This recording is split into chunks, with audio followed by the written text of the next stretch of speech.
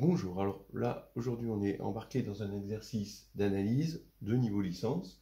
Voici l'exercice, alors soit alpha un réel, strictement positif, f sur l'intervalle 0 alpha, c infini qui est c infini, bon, voilà, avec la dérivée nème de x positif, quel que soit x et aussi quel que soit n.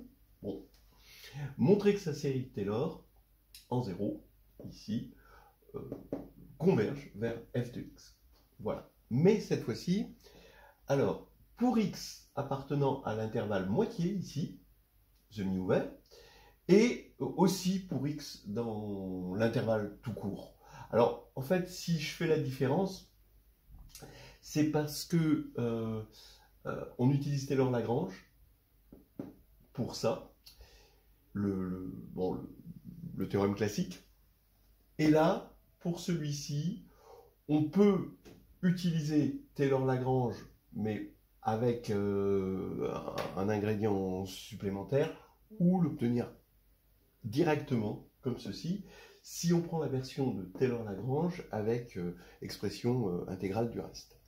Voilà, donc le truc, c'est de regarder, si vous voulez, de montrer finalement que le reste tend vers 0. Voilà, c'est ça l'idée. Alors, avant de donner la correction, j'en profite pour un petit aparté, c'est-à-dire un contre-exemple. Ces fonctions, d'accord, on dit qu'elles sont analytiques. Par exemple, la fonction f, elle va être analytique en 0. Voilà. Alors, des fonctions réelles non analytiques, mais c'est infini, ça existe. Et le contre-exemple que normalement beaucoup de gens connaissent en licence, c'est le contre-exemple suivant. G de x égale exponentielle de moins 1 sur x2 sur r étoile, et prolongé en g de 0 égale 0. Alors, bon, regardons un petit peu cette fonction. Quand on va la dériver n fois, par récurrence, il n'est pas difficile de voir que la dérivée nème est de la forme r de x exponentielle de moins 1 sur x2. Voilà, avec r de x, une fraction rationnelle en x. Alors, r de x va avoir un pôle en 0, évidemment, mais évidemment aussi, ça ne suffira pas à compenser l'exponentielle. Donc, Gn de x, ici, va tendre vers 0 quand x tend vers 0. Et ce qui fait que, en fait, Gn de 0 va être égal à 0 selon une propriété bien connue des dérivés, hein, à partir du moment où on a prolongé G de 0 par continuité. Alors, la série de Taylor maintenant en 0, si on doit la regarder, c'est cette somme-là, bien sûr, et elle converge, puisque tout ça c'est nul, et en fait, la série de Taylor est nulle. Mais c'est pas égal à g de x, évidemment, puisque g de x est non nul. Voilà.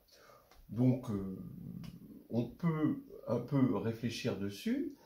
Pourquoi c'est faux?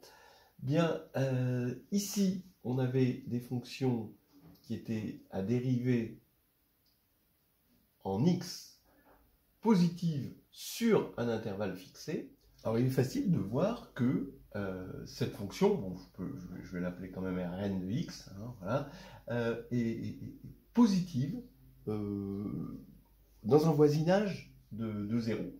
Mais elle est positive sur un voisinage qui, lui, dépend de n. Et donc c'est un voisinage 0, alpha indice n, ici, et alpha indice n, eh bien, il va tendre vers 0. Donc on n'a pas un alpha, c'est pas positif sur un intervalle 0 alpha, et c'est ce qui fait que ça ne va pas rentrer dans le cadre de cet exercice, et qu'on ne va pas avoir une convergence vers f de x. Voilà. Bon. Alors donc maintenant, allons-y. L'idée, c'est quoi? C'est de regarder f de x, de regarder sa série Taylor à l'ordre ici n, d'accord, voilà, avec ce reste là, d'accord.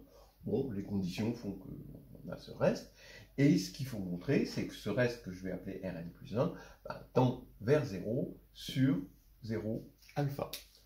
Voilà, essayez-le. Alors, le faire juste avec Taylor-Lagrange, ça demande quand même une petite idée, et je remercie mon collègue Dragoș Iftimier de m'avoir donné cette indication. On va regarder dans un premier temps Taylor-Lagrange, bon, développement à l'ordre n, avec un C qui apparaît ici, vous voyez, un petit C, qui est compris entre 0 et x strictement, et x qui est évidemment strictement plus petit que alpha. Voilà. Et on va développer f de bêta, pour bêta enfin, voilà, plus grand que x, qui est lui-même plus grand que c, donc j'ai tout mis ici bien ordonné. On va faire le développement de f de bêta en C, justement, le C qui est ici. Voilà. Hein. Donc ici, on va faire le développement à l'ordre n plus 1 d'ailleurs, pour obtenir des renseignements sur ce fn plus 1 de C sur factoriel n plus 1, ici. Voilà. Alors là, je mets un reste. Voilà. Et maintenant, eh bien, les hypothèses font que tout est positif. Hein. Donc finalement, ça, c'est plus petit que f de bêta, puisque tous les termes ici sont positifs. Donc j'écris que fn plus 1 de c, facteur de bêta moins c puissance n plus 1 sur factoriel n plus 1 est inférieur ou égal à f de bêta. Bon, voilà. Donc maintenant, je veux des renseignements sur lui, puisque vous vous rappelez que ce qu'on voulait, c'était que ce reste-là tende vers 0, quand n tend vers plus infini.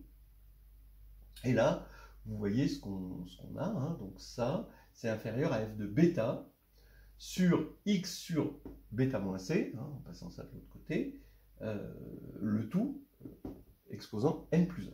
Donc je vais poser x strictement inférieur à alpha sur 2, comme c'est ici dans l'énoncé, ce qui va faire que bêta, si je pose bêta égale 2x, eh ben, on aura bien bêta strictement inférieur à alpha. Voilà. Et je vais avoir bêta moins c qui est supérieur à bêta moins x, évidemment, vous voyez. Bêta moins x qui est égal évidemment à x. Et donc, ici, on va avoir x sur bêta moins c strictement inférieur à 1. Donc ça va tendre vers 0, et ça avec, puisque ça, c'est positif. On a un théorème des gendarmes qui fait que ça tend vers 0. Bon, alors, maintenant, on se dit, bah oui, si ça marche pour alpha sur 2, ça va marcher de proche en proche jusqu'à x appartenant à 0 alpha. Pourquoi? Parce que, vous voyez, vous allez avoir 0, ça va marcher sur un intervalle alpha sur 2, et ensuite, par translation, hein, on va le faire marcher sur un intervalle encore, comme ça, comme la fonction, il nous reste de la fonction jusqu'à alpha, ça va encore marcher sur la moitié, puis encore sur la moitié, etc. Vous connaissez Achille et la tortue, et finalement, on sait très bien qu'un jour, Achille rattrape la tortue, et on va pouvoir recoller des informations ici, donc en reprenant ce théorème à chaque fois sur des intervalles 2 fois plus petits, et obtenir ici le fait que c'est vrai entre 0 et alpha. Mais ce recollement, il demande quand même un théorème, et c'est intéressant ici de le placer. Alors c'est un théorème plutôt d'analyse complexe, c'est que quand on a une fonction analytique, comme celle-ci, donc ici on a une fonction analytique, eh bien deux fonctions analytiques qui sont égales sur un compact infini, c'est ce qui va se passer ici sur un petit compact infini, quand on aura montré que notre fonction elle est analytique ici, et qu'elle est analytique là, eh bien, deux fonctions qui sont égales sur un compact infini sont en fait égales. Voilà. Parce que ces fonctions analytiques, vous voyez bien qu'elles correspondent un peu à l'image qu'on se fait de polynômes de degré infini. Et on sait que deux polynômes, s'ils sont égaux sur un nombre de points supérieur à leur degré, alors ils sont égaux tout court. Là, c'est un petit peu pareil avec les fonctions analytiques, mais il faut prendre des compacts infinis pour qu'on puisse assurer que les fonctions analytiques sont égales à partir du moment où elles coïncident sur un ensemble. Bien, alors, voilà une façon finalement un peu, on va dire L3, licence 3e année, de répondre à la question finale. On a répondu à celle-ci et celle-là. Alors maintenant, ce qu'on va voir, c'est qu'il y a un moyen plus élégant que ces petits recollements-là pour obtenir le résultat final attendu, et il s'agit du développement de Taylor avec reste intégral. Voilà, donc on va regarder ça, vous pouvez essayer de le faire aussi. Alors voici une solution, mais qui demande de connaître cette forme-là. Bon, c'est finalement juste une IPP par récurrence, hein, ici. Donc c'est toujours évidemment sous cette forme que les choses sont le plus précises. Alors allons-y, on va prendre 0 alpha et on va prendre bêta et gamma, hein, dans ce sens-là, bêta strictement plus petit que gamma. On va développer f de bêta par Taylor avec reste intégral et f de gamma aussi. Donc bon, ici on va avoir le même polynôme, mais au lieu que ce soit en bêta, il sera en gamma. Bon, voilà.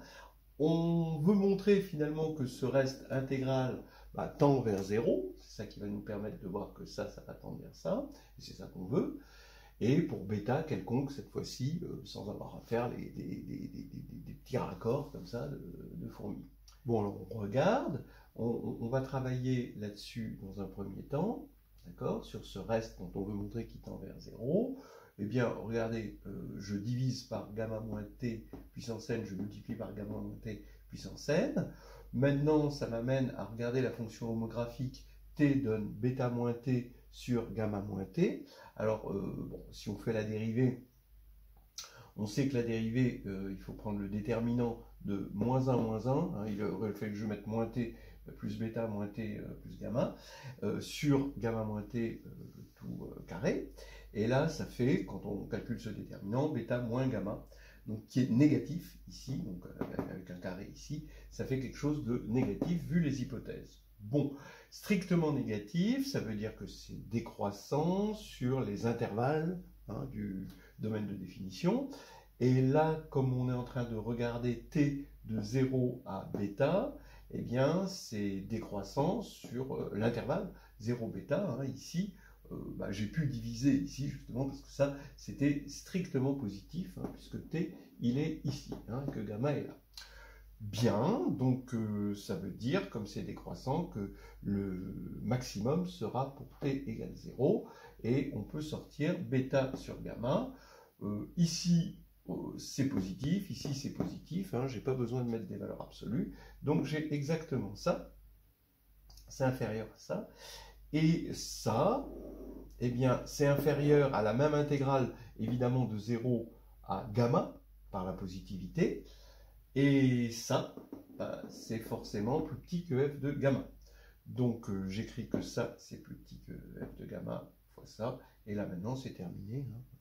On fait tendre n vers l'infini. Et comme bêta est strictement inférieur à gamma, ça va faire tendre ce reste intégral qui est positif par le théorème des gendarmes vers 0. Voilà un petit exercice amusant avec finalement ce qu'on pourrait appeler un petit critère d'analycité par la positivité.